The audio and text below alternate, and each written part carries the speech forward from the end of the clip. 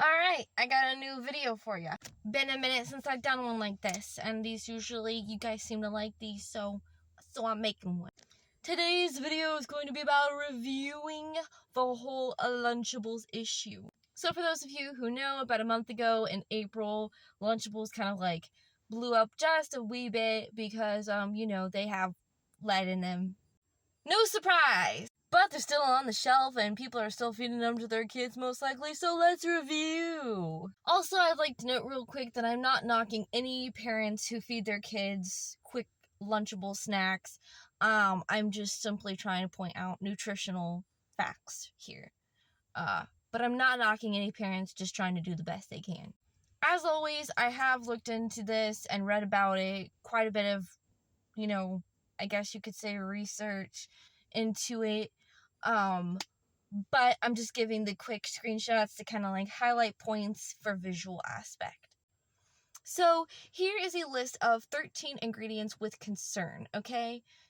So we already have a list of ingredients. There shouldn't be a list of ingredients in your food that are concerning.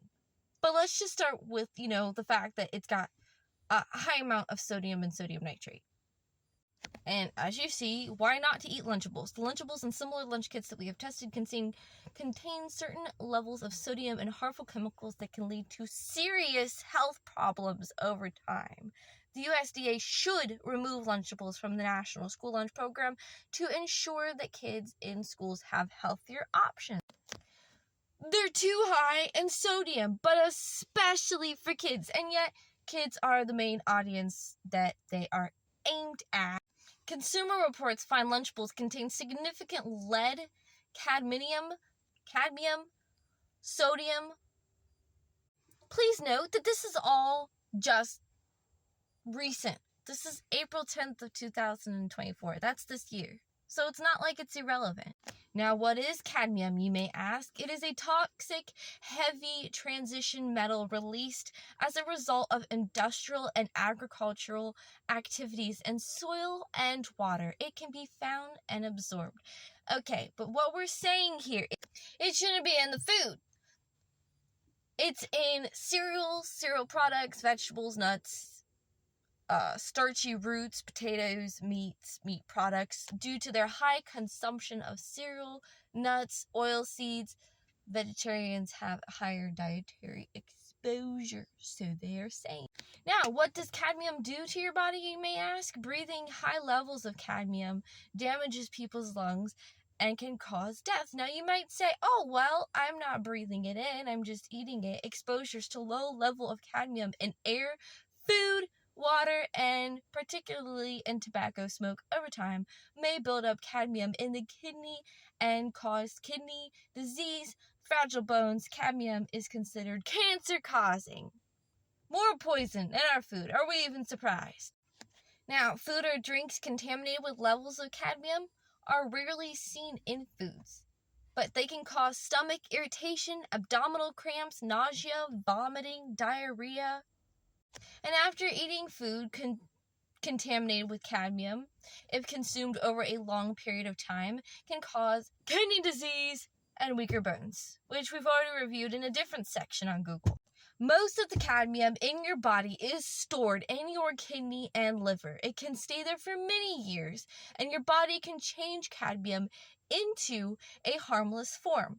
Absorbed cadmium is eliminated from the body primarily from urine. However, let's stay tuned. CD is mainly eliminated through urine. Even if the amount of CD excreted daily in urine is very low, this excretion corresponds with the CD biological half-life of normal. So it's taking us way too long to get rid of this. Now, the FDA is saying, hey, it's okay if you have this in your food because you can just get rid of it. But the problem with that is that although our bodies can change it and get rid of it, it takes such a very long time for our bodies to do so, and it shouldn't be there in the first place. It's not meant to be there in the first place.